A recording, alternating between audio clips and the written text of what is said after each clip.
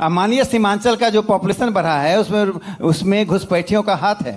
आखिर दरभंगा का पॉपुलेशन 15 से 22% कैसे हो जाएगा? कोई जवाब तो दे। अचानक कोई आसमान से तो लोग नहीं आ गए।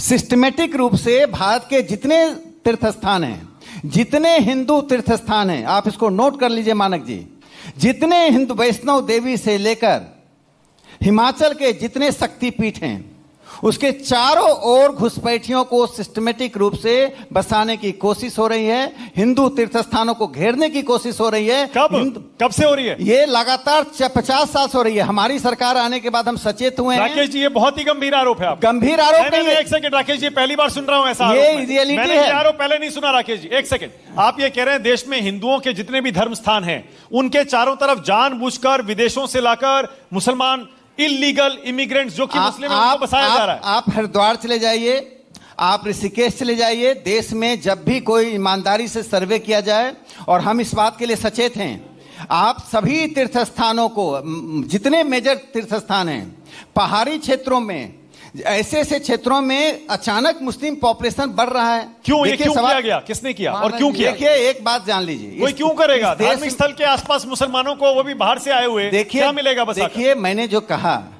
कि स्वामी दयानंद सरस्वती अकेले व्यक्ति थे जिन्होंने कहा हिंदू मुस्लिम डिबेट मत करो, डिबेट होना चाहिए हिंदुज्म और इस्लाम। भारत की संस्कृति, सभ्यता, संस्कृति किन मूल्यों पर चलती है? महिलाओं के संबंध में, सामाजिक सौहार्द के संबंध में, भाईचारा के संबंध में, मूर्ति पूजा के संबंध में। मूर्ति पूजा का विरोध तो स्वामी दयानंद सरस्वती कर रहे थे।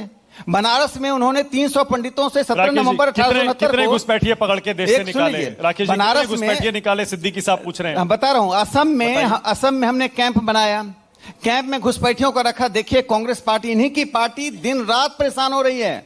हमने कैंप में जिन लोगों को आइडेंटिफाई करके रखा है, ये तबाह कर रहे हैं, पूरी दुनिया में प्रचार कर रहे हैं कि भारत में मुसलमानों से अत्याचार हो रहा है। एक बात जान लीजिए, बाकी राज्यों में कितने पकड़े राकेश जी? कहाँ? असम में तो ठीक है, आपने कहा चलिए एक डिटेंशन सेंटर बनाया है, बाकी राज्यों में कितने पकड़े? अगर बिहार में हमारी सरकार आती है, अब निश्चिंत रहिए, इस बार सरकार आने के बाद सीमांचल से एक घुसपैठियों को सरकार आएगी, एक घुसपैठियों को बाहर कर देंगे। एक घुसपैठिया नहीं रहेगा। राकेश जी, सरकार आने दीजिएगा क्या मतलब है? 20 साल से आप ही की सरकार है। देखिए, एनडीए की सरकार है। एक बात जान लीजिए, हमने निर्णय कर लिया कि हमारी प्राथमिकता में बिहार की बदलती डेमोग्राफी को बचाना है, बिहार को असम होने से बचाना है। यदि हम नहीं बचे, राकेश जी, नीतीश जी की सरकार है 20 साल से, आप उनके साथ हैं। आप कह रहे हैं हमारी